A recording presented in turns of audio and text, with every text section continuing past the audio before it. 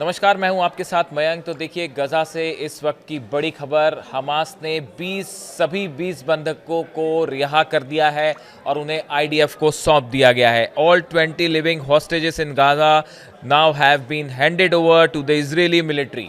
और Israeli IDF ने इसको कंफर्म भी किया है। पहले 7 बंधक छोड़े गए, उसके बाद जो सभी 20 बंधक हैं जो कि जीवित हैं, जिंदा थे, उन सबको जो है छोड़ दिया गया। और पहले 2 हिस्सों में उनको छोड़ा गया। पहले 7 रिलीज़ किए गए, उसके बाद 20 जो है उन्हें छोड़ा गया। इसके बाद देखिए, ये पिछले लंबे वक्त से जो गजा में वॉर चला आ रहा था उसको एक प्रकार से ख़त्म माना जा रहा है और बंधक सभी छोड़ दिए गए हैं। बदले में जो प्रिजनर्स छोड़ने हैं इसराइल को, वो भी प्रोसेस जल्दी शुरू हो जाएगा। अभी हालांकि स्टार्ट नहीं हुआ है, लेकिन वो भी छोड़ दिया जाएंगे, जिसमें 250 पैलेस्टीनियन प्रिजनर्स हैं और 1700 डिटेनीज हैं जिनको गजा से या आसपास के इलाकों से डिटेन किया गया था। इन सब की भी रिहाई होगी। हालांकि अभी गजा में लोग इंतज़ार कर रहे हैं कि इसराइल की तरफ से ये सभी प्रिजनर्स छोड़े जाएं। उनके रिलेटिव्स बेसब्री से इंतज़ार कर रहे हैं। जिन बंधकों को छोड़ा है हमास ने, उन्हें तेल अवीव लाया जा रहा है और डोनाल्ड ट्रंप खुद इस समय तेल अवीव पे मौजूद हैं। देखिए, ये बड़े डेवलपमेंट्स गजा को लेकर, जैसे कि डील का हिस्सा था कि सभी बंधकों को हमास रिहा करेगा। जो हमास ने वादा किया था वो अपनी तरफ से पूरा कर दिया है। फर्स्ट फेज़ की जो डील थी वो हमास की तरफ से अपनी जो बात उन्होंने कही थी वो पूरी कर दी है। अब ये जो 1700 डिटेनी हैं और 250 प्रिजनर्स हैं, ये छोड़ने की बात इसराइल पर है। अभी उसका इंतज़ार हो रहा है। इस समय हो सकता है चंद घंटों में वो रिहा भी हो जाए।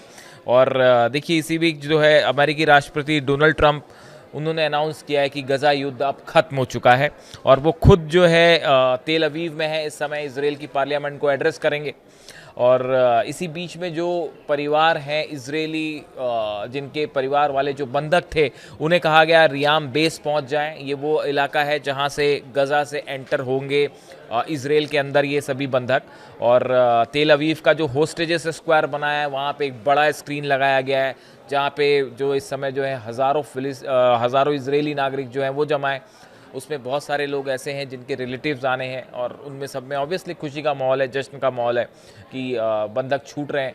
और अगर आप गज़ा की बात करें, देखिए गज़ा में जो 5 बॉर्डर्स हैं अलग अलग, वहाँ से खाने का सामान एंटर होना शुरू हो गया है। मेडिसिन्स अंदर जानी शुरू हो गई हैं। मेडिकल फैसिलिटीज़ से जुड़े जो सामान थे वो अंदर जाने शुरू हो गए हैं। जो बेसिक डेली नीड्स की चीज़ें हैं, बच्चों के कपड़े हैं या महिलाओं से संबंधित कपड़े या जो भी ज़रूरत की चीज़ें हैं, वो अंदर जानी शुरू हो गई हैं। गज़ा के लिए एक बड़ी राहत की खबर है। लेकिन अब सबकी निगाहें इसराइल पर है कि क्या इसराइल अपनी इस डील के तहत जो शर्तें हुई हैं, क्या उसको पूरा करेगा सेकेंड फेज़ में। देखिए, अभी तो हालांकि ये बंधक छोड़ दिए हैं हमास ने, लेकिन अब बदले में जो प्रिजनर्स छोड़ने हैं इसराइल को, उसको लेकर भी तमाम सवाल हैं कि वो पूरे सही सलामत छोड़ दिए जाएं और वो गज़ा पहुंच जाएं, तब वो ये फर्स्ट फेज़ की डील पूरी मानी जाएगी। उसके बाद सेकेंड फेज़ पे चर्चा शुरू होगी, जिसमें कई बेहद गंभीर सवाल हैं जो उठाए जाने हैं कि क्या हमास पूरी तरह से हथियार छोड़ देगा, क्या हमास का आने वाले एडमिनिस्ट्रेशन में कोई रोल नहीं होगा। इस तरह के कुछ इंडिकेशंस भी आए हैं, लेकिन हथियार छोड़ेगा या नहीं छोड़ेगा ये बात अभी साफ नहीं है। देखिए, इसी तरह से जो इसराइल के डिफेंस मिनिस्टर हैं कार्ड्स, उनकी तरफ से ये बयान आया है कि जो इंटरनेशनल फोर्स वहाँ पे है, गज़ा में है, उसको हम कहेंगे कि जितनी टनल्स हैं हमास की, उन टनल्स तक पहुँचे, वहाँ से हथियार बरामद करे। इस तरह की बात उनकी तरफ से, कार्ड्स की तरफ से कही गई है। लेकिन अब देखिए, इसमें कई बड़े सवाल हैं। हमास की तरफ से अभी ये बात नहीं कही गई है कि जो जितनी टनल्स हैं उन टनल्स का क्या होगा, उन टनल्स के बारे में क्या जानकारी दी जाएगी, ये चीज़ें अभी साफ नहीं है। देखिए, इसके साथ ही जो है बड़ी बात जो है वो ईरान की तरफ से बयान आया है। ईरान की जो विदेश मंत्री हैं अब्बास अरागची साहब, इनकी तरफ से एक बड़ा बयान आया है, जिन्होंने इस बात का स्वागत किया है कि गज़ा में जो डील हो रही है उसका उन्होंने स्वागत किया। उन्होंने कहा है कि कोई भी पीस प्रोसेस जो होगा, ईरान उसमें हमेशा उसमें मदद ही करेगा। लेकिन हमास को उन्होंने एक प्रकार से अलर्ट भी किया है। इस चीज़ को लेके ईरान की तरफ से कहा गया है कि इसराइल को लेकर आप इस बात को लेकर कॉन्शियस रहे कि अपनी शर्तों को आईडीएफ पूरा करे। कहीं ऐसा ना हो कि दूसरे चरण में जो है आईडीएफ अगर अपनी शर्तों को पूरा नहीं करता है या इजराइल शर्तों को पूरा नहीं करता है तो एक कहीं आपके साथ धोखा ना हो, इस तरह का अलर्ट जो है वो उनकी तरफ से जारी किया गया है। देखिए इसके साथ ही इस वक्त की बड़ी खबर गजा से आ रही है, इसमें आईडीएफ की तरफ से जो बयान दिया गया है, we have just had another update from the Israeli military confirming that the 13 hostages have been received by the Israeli defence forces in Gaza. तो आईडीएफ ने भी इसको कंफर्म कर दिया है कि सेकंड फेज में जो 13 बंधक छोड़े जाने थे वो छूट चुके हैं। इस तरह से 20 जो बंधक हैं वो रिहा हो चुके हैं। डोनाल्ड ट्रंप खुद इस समय तेल अवीव में है, कुछ देर में इजराइल की पार्लियामेंट को वो एड्रेस भी करेंगे, देखना होगा कि उसमें वो क्या बड़ी बात कहते हैं। इसके बाद वो यहाँ से इजिप्ट जाने वाले हैं। तेल अवीव के दौरे के बाद उन्हें इजिप्ट जाना है।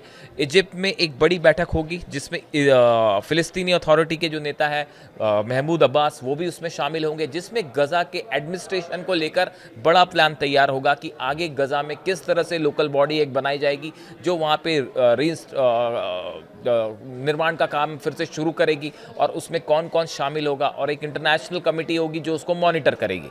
इन सब चीज़ों को लेके एक बड़ा प्लान तैयार होगा कि अगले कुछ दिनों में गजा में कैसे डेवलपमेंट होना है। इसी बीच सेकेंड दौर की बातचीत कब शुरू होती है इसको लेकर कुछ फिलहाल कंफर्मेशन नहीं है, लेकिन आज जो तस्वीरें कम से कम गजा से आ रही हैं जिसमें एड्स आनी शुरू हो गई हैं चारों पांचों बॉर्डर्स से, और उसके अलावा 20 बंधक रिहा हो गए, तो लगभग 2.5 साल बाद जिस पल का इंतज़ार था इजरायली सिटीजन्स भी इसका इंतज़ार कर रहे थे, और अब गजा के लोगों को इंतज़ार है कि जो प्रिजनर्स हैं उनको फ़ौरन छोड़ा जाए। यानी जो डोनाल्ड ट्रंप कह रहे हैं कि वॉर हैज़ एंडेड नाउ, इस पर नज़र बनी हुई है हमारी। आगे जो भी तस्वीरें आएंगी वो आप तक पहुंचाएंगे और सेकेंड फेज़ की बातचीत से जुड़ा कोई भी अपडेट होगा वो आप तक पहुंचाएंगे। Thank you so much.